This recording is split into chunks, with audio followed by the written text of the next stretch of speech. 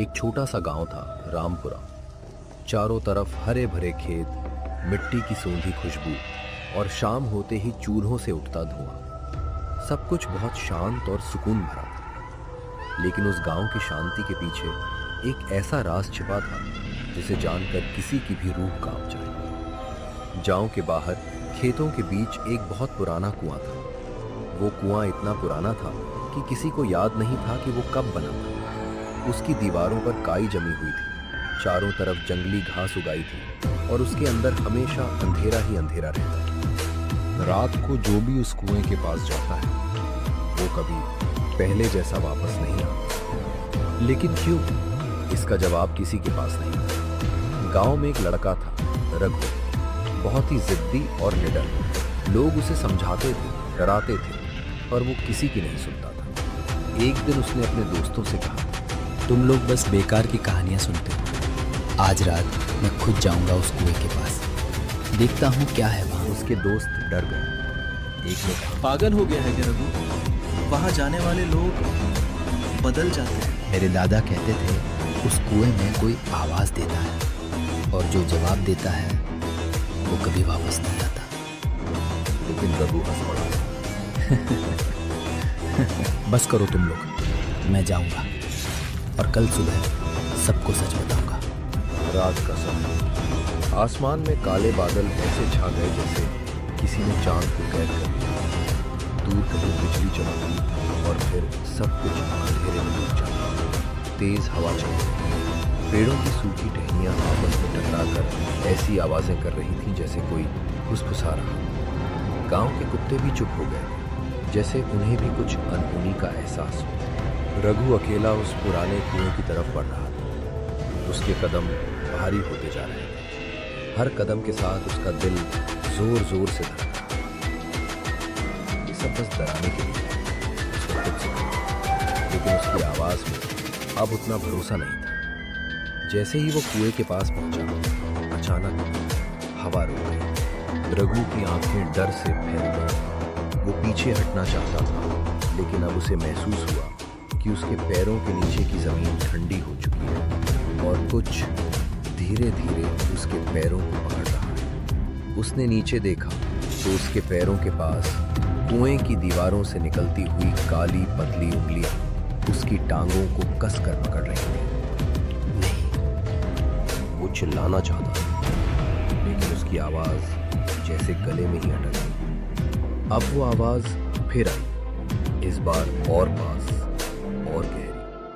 और अचानक कुएं के अंदर से एक तेज ठंडी हवा का झोंका निकला। उसकी आंखें अपने आप बंद हो गई और अगले ही पल उसे ऐसा लगा जैसे कोई उसे धीरे धीरे अंधेरे में खींच रहा। नीचे और नीचे और नीचे।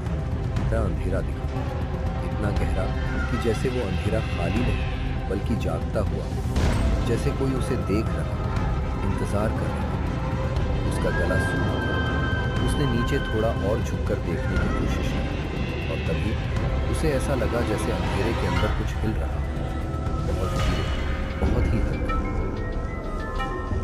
अचानक कुएं के अंदर से हल्की सी आवाज आई, रघु। उसका दिल एक पल के लिए रुक गया। ना बहुत तेज, ना बहुत धीमी, लेकिन बिल्कुल साफ, जैसे कोई उसके बिल्कुल पास खड़ा है। कोई उसे नीचे से पुकार रहा था। रघु पीछे हटना चाहता था, लेकिन उसके पैर जैसे जमीन में जकड़ गए थे। उसने जोर लगाया, पर उसका शरीर उसकी बात मान ही नहीं रहा। अब उसकी सांसें तेज हो गई और दिल ऐसे धड़क रहा था जैसे सीने से बाहर निकल आया। उसने हिम्मत करके फिर नीचे झांका। इस बार अंधेरा पहले जैसा नहीं था। अब उसमें हल्की सी हरकत साफ दिख रही थी, जैसे कोई आकृति धीरे धीरे ऊपर आ रही है। और तभी कुएं के अंदर गहराई में दो हल्की लाल चमकती आंखें दिखाई। उसने पूरी ताकत से ऊपर पकड़ बनाने की कोशिश की। उसकी उंगलियां कुएं के किनारे को छू रही थी, लेकिन वो पकड़ नहीं पा रहा था। अचानक सब कुछ रघु कांप गया। उसने हिम्मत करके पूछा, तू कौन है? मैंने दोस्त कुछ पल के लिए सब शांत हो गया। फिर अंधेरे में एक हल्की सी हंसी गूंजी। धीरे धीरे वो लाल आंखें और पास आने लगी और तभी रघु को महसूस हुआ कि उसके पीछे भी कोई खड़ा है। उसकी गर्दन के पास ठंडी सांस महसूस हुई। अब तू अकेला नहीं है। रघु की आंखें डर से फैल गई। वो धीरे धीरे पीछे मुड़ने लगा और जैसे ही उसने पीछे देखा उसकी चीख पूरे जंगल में गूंज उठी। लेकिन अगले ही पल सब कुछ फिर से शांत हो गया। सुबह जब गांव वाले वहां पहुंचे तो कुएं के अंदर से हल्की हल्की खरोंचने की आवाज आ रही थी, जैसे कोई बाहर आने की कोशिश कर रहा हो। और फिर अंदर से एक जानी पहचानी आवाज आई, मुझे बाहर निकालो। बाहर निकालो। भीड़ में सन्नाटा छा गया। किसी ने कुछ नहीं कहा, लेकिन सबने वो आवाज साफ साफ सुनी। फिर वो आवाज दोबारा आई, इस बार थोड़ी ज्यादा साफ, मुझे बाहर निकालो। अब कुछ लोगों के चेहरे डर से पीले पड़ गए। ये रघु की आवाज है, एक औरत कांपते हुए बोली। और सच में वो आवाज बिल्कुल रघु जैसी ही थी, जैसे वो कुएं के अंदर फंसा हुआ हो और मदद मांग रहा हो। तभी रघु के दोस्त भी वहां पहुंचे। उनके कदम तेज थे, लेकिन दिल में डर पहले से ही बैठ चुका था। रघु, एक दोस्त ने जोर से आवाज लगाई। कुछ पल के लिए सब शांत हो गया। फिर कुएं के अंदर से जवाब आया, हाँ मैं यहीं हूं, मुझे बाहर निकालो। अब तो सबकी रूह कांप गई। एक दोस्त धीरे धीरे आगे बढ़ा। उसके हाथ कांप रहे थे, लेकिन वो खुद को रोक नहीं पा रहा, जैसे कोई उसे खींच रहा। कुएं के बिल्कुल पास पहुंचकर उसने अंदर झांकने की हिम्मत की, लेकिन जैसे ही उसने अंदर देखा उसका चेहरा एकदम बदल गया। एक दोस्त कांपते हुए बोला, ये रघु ही है। सब लोग डर के मारे पीछे हट गए। कुछ औरतों ने तो आंखें बंद कर ली, लेकिन रघु का एक दोस्त डर के बावजूद आगे बढ़ा। उसके चेहरे पर डर साफ था, लेकिन आंखों में उम्मीद थी। उसकी आवाज कांप रही थी। हाथ अचानक रुक गया और धीरे धीरे वो हाथ उसकी तरफ बढ़ने लगा। कुएं के अंदर से एक हल्की सी हंसी तू आ गया। अब दोस्त के चेहरे का रंग उड़ चुका था। उसने कांपते हुए उस कुएं में फिर से देखने की कोशिश की। जैसे ही उसने देखा, अचानक उसका चेहरा बदल गया और वो धीरे धीरे मुस्कुराने लगा। अब एक और उसने खुद ही कुएं के अंदर छलांग लगाई। नहीं कि लोग चीख पड़े। अब कुएं के अंदर से दो आवाजें आ रही थी, मुझे बाहर निकालो। मुझे बाहर निकालो। दोनों आवाजें एक साथ। अब गांव में दहशत फैल चुकी है। उस दिन के बाद गांव के मुखिया ने फैसला लिया, इस कुएं को हमेशा के लिए बंद कर दिया जाए। लोग पत्थर, मिट्टी, लकड़ी सब लेकर आए। पूरे दिन मेहनत करके उन्होंने उस कुएं को पूरी तरह ढक दिया। लेकिन जैसे ही आखिरी पत्थर रखा गया, अंदर से एक बहुत ही तेज चीख आई। इतनी डरावनी कि सबके हाथ रुक गए। तुम लोग हमें बंद नहीं कर सकते।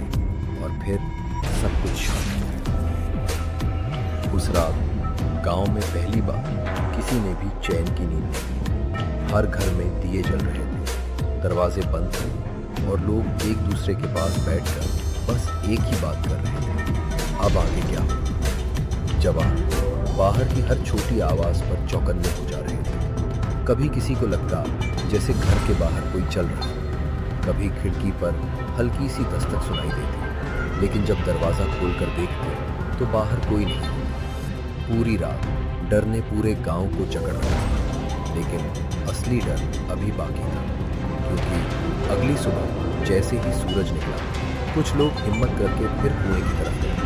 उनके कदम भारी थे, दिल डर से भरा हुआ, लेकिन जो उन्होंने वहां देखा उसे देखकर उनकी रूह कांप गई। जिस जगह कुएं को उन्होंने पत्थरों और मिट्टी से पूरी तरह बंद कर दिया था, वो जगह फिर से खुली हुई थी, जैसे कभी वहां कुछ बंद किया ही न गया।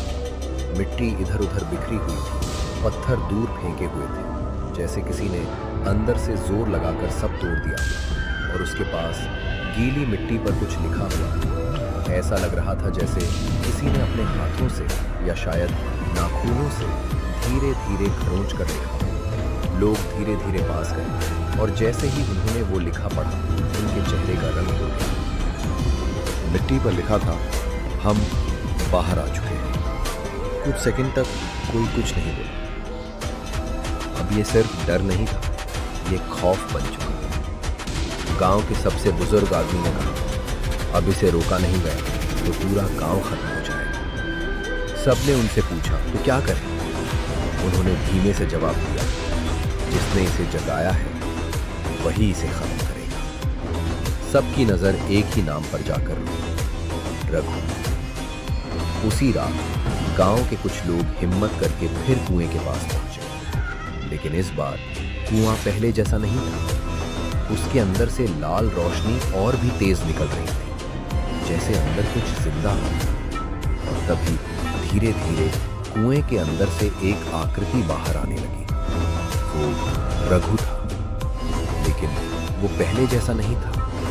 उसकी आंखें पूरी लाल थी, चेहरा काला पड़ चुका था, और उसकी मुस्कान इंसानों जैसी नहीं थी। तुम लोग हमें रोक नहीं सकते। उसकी आवाज एक नहीं, कई आवाजों का मेल थी। गांव वाले पीछे हटने लगे, लेकिन तभी भीड़ में से रघु की मां आगे आई। रघु, बेटा, तू वापस आ जा, मैं तुझे ले जाने आई हूँ। उसकी आवाज कांप रही थी। कुछ पल के लिए रघु रुक गया। उसकी आंखों की लाल चमक हल्की हुई, जैसे अंदर कहीं वो असली रघु अभी भी जिंदा। उसने धीमे से कहा, माँ, भाग जाओ। लेकिन तभी उसका चेहरा फिर बदल गया। नहीं, अब बहुत देर हो चुकी है। और अचानक उसके पीछे से कई काले साए निकलने लगे, पूरे कुएं से, जैसे अंधेरा खुद बाहर आ रहा। लोग डर के मारे भागने लगे, लेकिन रघु की मां वहीं खड़ी रही। उसने अपनी आंखें बंद की और जोर से बोली, अगर मेरे बेटे की जान इसमें फंसी है तो मैं भी यहीं रहूंगी। और वो कुएं की तरफ बढ़ने लगे। माँ, नहीं। अंदर के साए उसे खींचने लगे, लेकिन इस बार रघु खुद लड़ रहा था, अपने अंदर की उस अंधेरी ताकत से। कुछ सेकंड जो घंटों जैसे लगे, और फिर एक जोरदार चीख के साथ सब कुछ शांत। कुएं की लाल रोशनी उठ चुकी थी, सारे साए गायब हो गए, और रघु जमीन पर गिरा। कुछ पल ऐसा लगा जैसे सब खत्म हो गया। हवा फिर से चलने लगी, पेड़ों की टहनियां हिलने लगी, और रात का वो अजीब सा दबाव धीरे धीरे हल्का हो गया। रघु की मां दौड़कर उसके पास। रघु, बेटा, उठो। रघु की सांसें चल रही थी, धीमी, लेकिन वो बच गया। गांव वालों ने राहत की सांस ली। कुछ लोग तो वहीं बैठ गए, जैसे उनकी जान वापस आई, लेकिन कुछ तो अभी भी ठीक नहीं। रघु अचानक हल्का सा हिला। उसने धीरे धीरे अपनी आंखें खोली। उसकी आंखों में अब वो डर नहीं था, बल्कि एक अजीब सी शांति थी। और फिर वो मुस्कुराया, एक अजीब डरावनी मुस्कान, जैसे वो किसी राज को जानता हो जो बाकी किसी को नहीं। और फिर उसने धीरे से कहा, अब ये खत्म नहीं हुआ, अब ये फैल चुका है। ये सुनकर गांव वालों के चेहरे पर फिर से डर लगा। किसी ने धीमे से पूछा, क्या मतलब? लेकिन रघु ने कोई जवाब नहीं दिया, बस आसमान की तरफ देखने लगा। और बहुत हल्की आवाज में खुद से बोला, या शायद अभी शुरू हुआ है। उस दिन के बाद कुआं सच में शांत हो गया। गांव में फिर से जिंदगी सामान्य होने लगी। लोग हंसने लगे, बच्चे खेलने लगे, लेकिन कभी कभी रात के बिल्कुल सन्नाटे में किसी किसी को ऐसा लगता है जैसे कोई बहुत दूर से धीरे से उसका नाम ले रहा हो। कोई डरावनी आवाज नहीं, बस एक हल्की सी पुकार। और अजीब बात यह है, वो आवाज हमेशा उसी को सुनाई देती है जो उस रात कुएं के पास था, बाकी किसी को नहीं। ऐसी और डरावनी कहानियों के लिए लाइक एंड सब्सक्राइब।